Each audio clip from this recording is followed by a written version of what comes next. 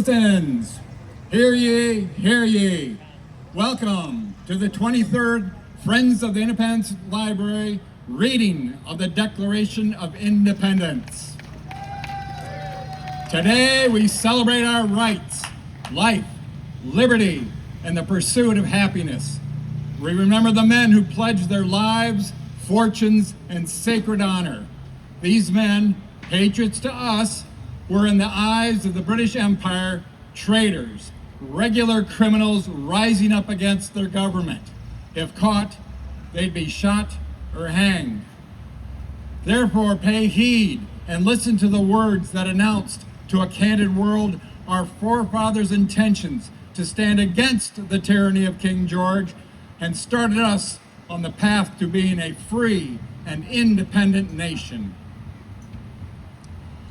The Declaration of Independence, action of Second Continental Congress, July 4, 1776. The unanimous declaration of the 13 United States of America. When in the course of human events, it becomes necessary for one people to dissolve the political bands which have connected them with another, and to assume among the powers of the earth the separate and equal station to which the laws of nature and of nature's God entitle them, a decent respect to the opinions of mankind requires that they should declare the causes which impel them to the separation. We hold these truths to be self-evident, that all men are created equal, that they are endowed by their Creator with certain unalienable rights, and among these are life, liberty, and the pursuit of happiness. That to secure these rights, governments are instituted among men, deriving their just powers from the consent of the governed. That whenever any form of government becomes destructive to these ends, it is the right of the people to alter or to abolish it, and to institute new government, laying its foundation on such principles and organizing its powers in such form as to them shall seem most likely to affect their safety and happiness. Prudence indeed will dictate that governments long established should not be changed for light and transient causes, and according to all experience has shown that mankind are disposed to suffer, while evils are sufferable than to right themselves by abolishing the forms to which they are accustomed. But when a long train of abuses and usurpations, pursuing invariably the same object, evinces the design to reduce them under absolute despotism, it is their right, it is their duty to throw off such government and to provide new guards for their future security. Such has been the patient sufferance of these colonies, and such is now the necessity which constrains them to alter their former systems of government. The history of the present King of Great Britain is a history of repeated injuries and usurpations, all having in direct object the establishment of an absolute tyranny over these states. To prove this, let facts be submitted to a candid world. He has refused his assent to laws, the most wholesome and necessary for the public good.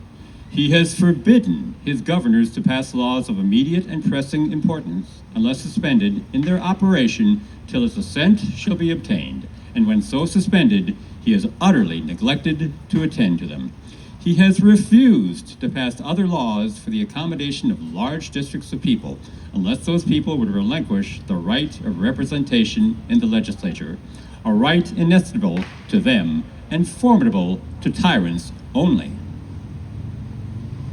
He has called together legislative bodies at places unusual, uncomfortable, and distant from the depository of their public records, for the sole purpose of fatiguing them into compliance with his measures.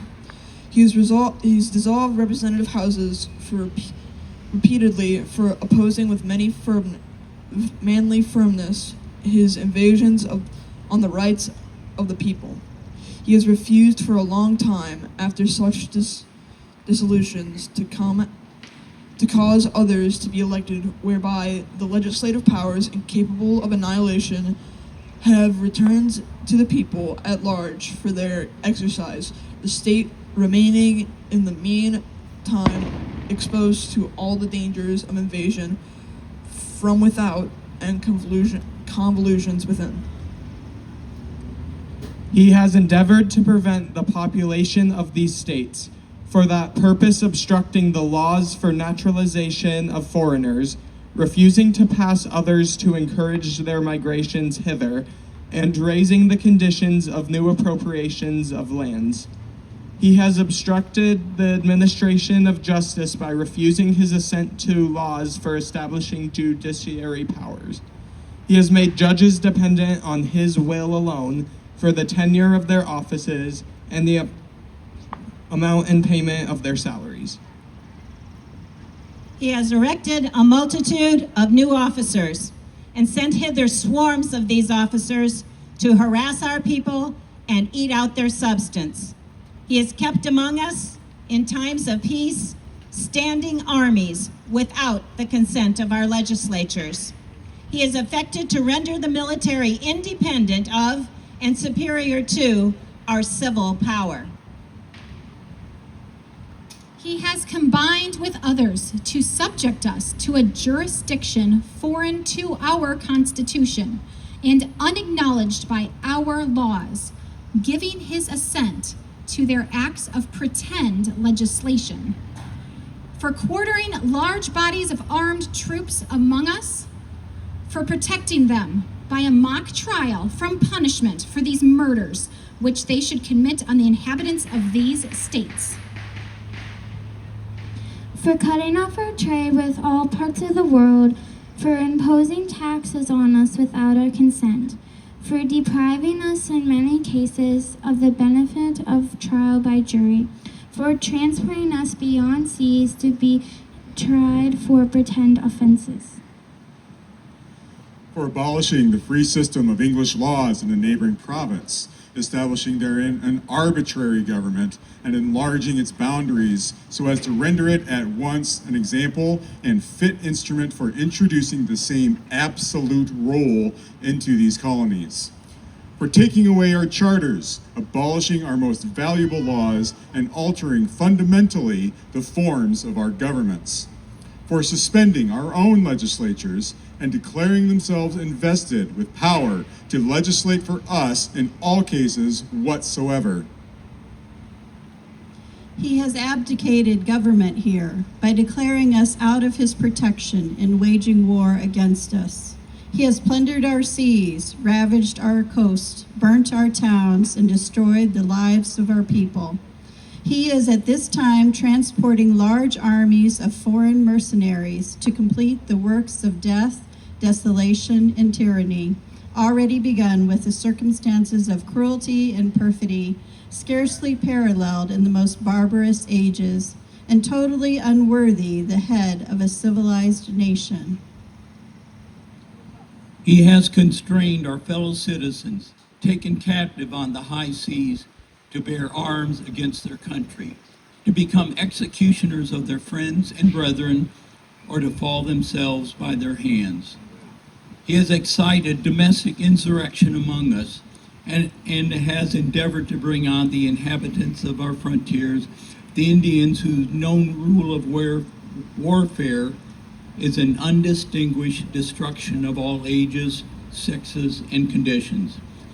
In every stage of these oppressions, we have petitioned for redress in the most humble terms.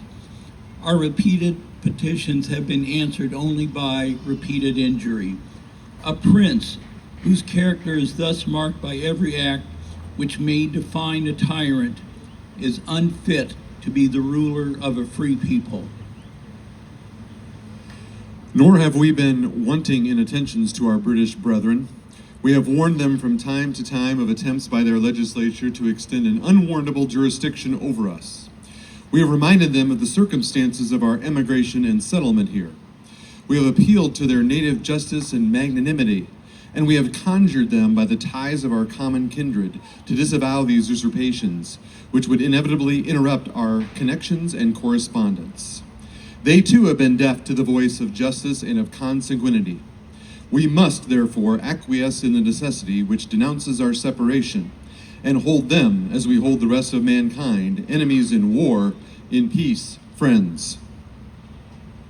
We, therefore, the representatives of the United States of America in General Congress assembled, appealing to the Supreme Judge of the world for the rectitude of our intentions do, in the name and by the authority of the good people of these colonies, solemnly publish and declare that the United Colonies are, and of right ought to be free and independent states, that they are absolved from all allegiance to the British Crown, and that all political connection between them and the state of Great Britain is and ought to be totally dissolved, and that as free and independent states, they have full power to levy war, conclude peace, contract alliances, establish commerce, and do all other acts and things which independent states may of right do.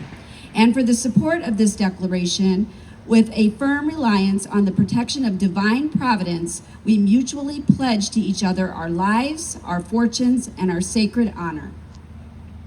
Thank you. Thank you for your kind attention. Now enjoy the community band.